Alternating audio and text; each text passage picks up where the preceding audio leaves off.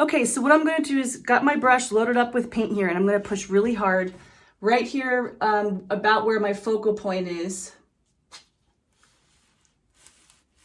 And you can see not a whole lot happened there. So I'm going to load my brush with more paint, but it will probably slowly drip. Let's go about below the texture here.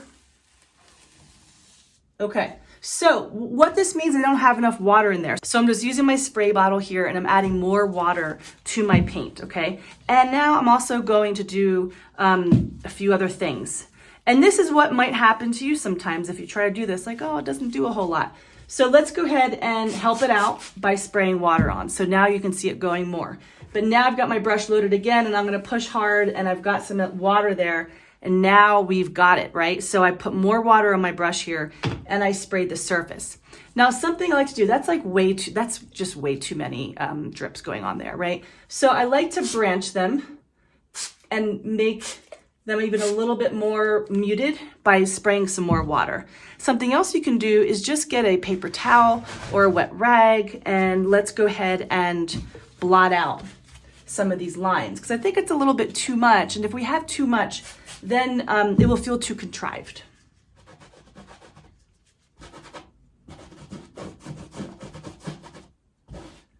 So I reduced them down quite a bit.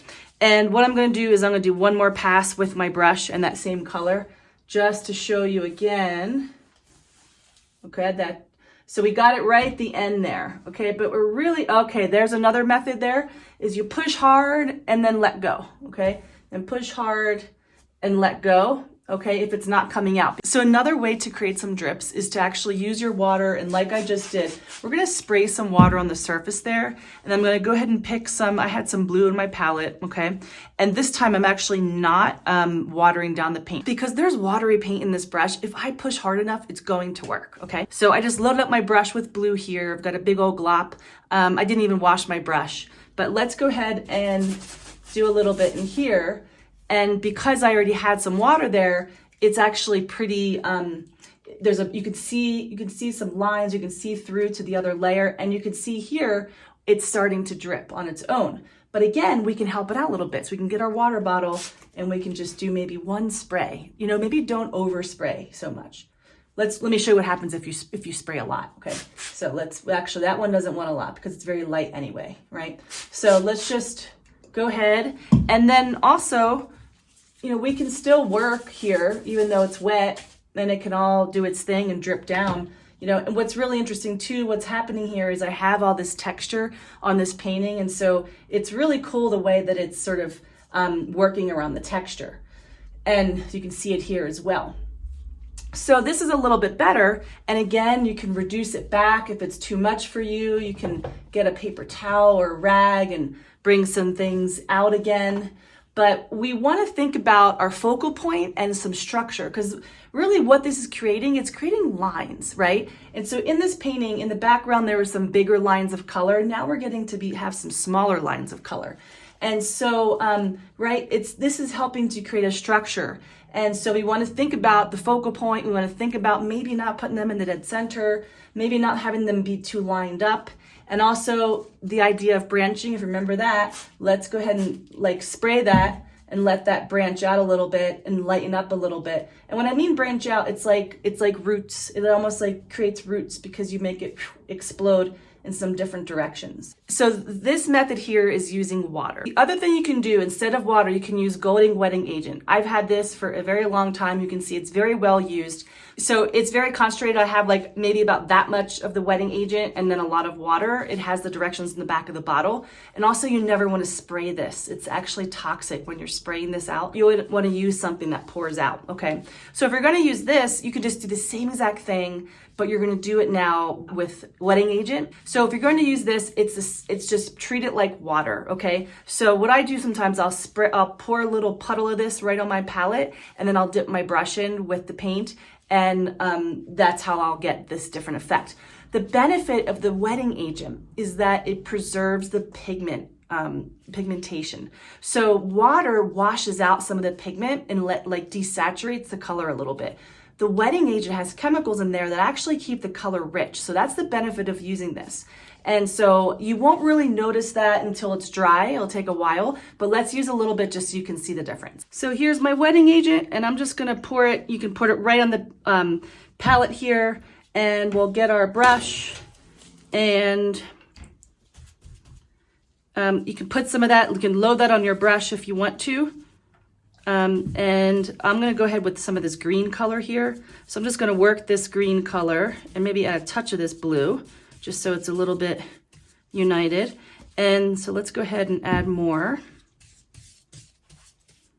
You wanna make sure there's enough pigment for the colors to show richly, okay? And again, we're not gonna see the difference here until it is totally dry. So I'm gonna differentiate that a little bit. Let's go to more of a yellow-green and a little bit more of the wetting agent. Okay, so let's try this out now. I'm putting a lot more drips on this painting than I normally would, but it's just for demonstration purposes. But let's say I do want some more right here in this area here. So I'm gonna push hard, and you see push hard, let go, and we already have some dripping here.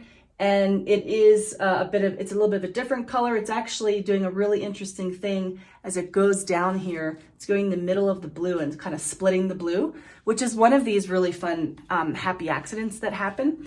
So yeah, and so this is the wetting agent. And again, if you want to keep wetting your brush, just go ahead, like if it's not enough for you there, I would just put a little pool of it on your palette, okay, and load it on your brush. And then you can push hard, and then you see I got a lot more with that one, and it's mixing right in with the blue again, okay? So, you know, maybe we're gonna blend this out a little bit, or maybe it'll be up here. Let's bring it all the way up. Okay, so there you go. So as I'm pushing down on my brush, I'm pushing out all that wetting agent, okay? And that is what gets us those drips.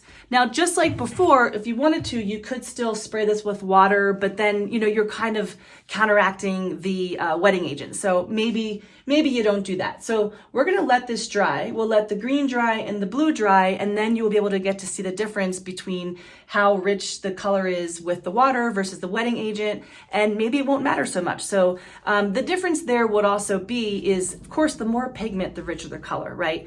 But you have to add enough water for it to flow, okay? And so that's where, if your colors are coming out desaturated, you really wanna use the wetting agent instead.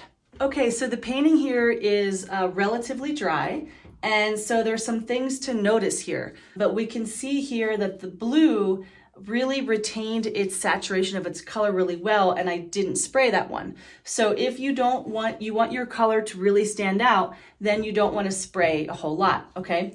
Now the green is where I had the golden wetting agent. This is the green wetting agent on its own. Here it mixed in with the blue. And if you notice that the green is a little bit more saturated than the blue is. So it mixed in with water. So again, you'll get really saturated marks if you use the gold wetting agent. In general, you know, here at the top, you can see some more drips that happened. And again, that's with the wetting agent. And you can see that they are pretty rich and easy to see. But there's not a huge difference here with how the wetting agent looks versus how the water looks. And if you look at the top here, the wetting agent is pretty rich actually in this part. And remember, I had water on this part. So you can see that the colors, again, they're a little bit more saturated. They're less washed out. But I also sprayed a bit on this side. So, you know, when it comes down to it, the water will work fine. But if you really do want to have some richness in your color and keep that saturation, use that wetting agent.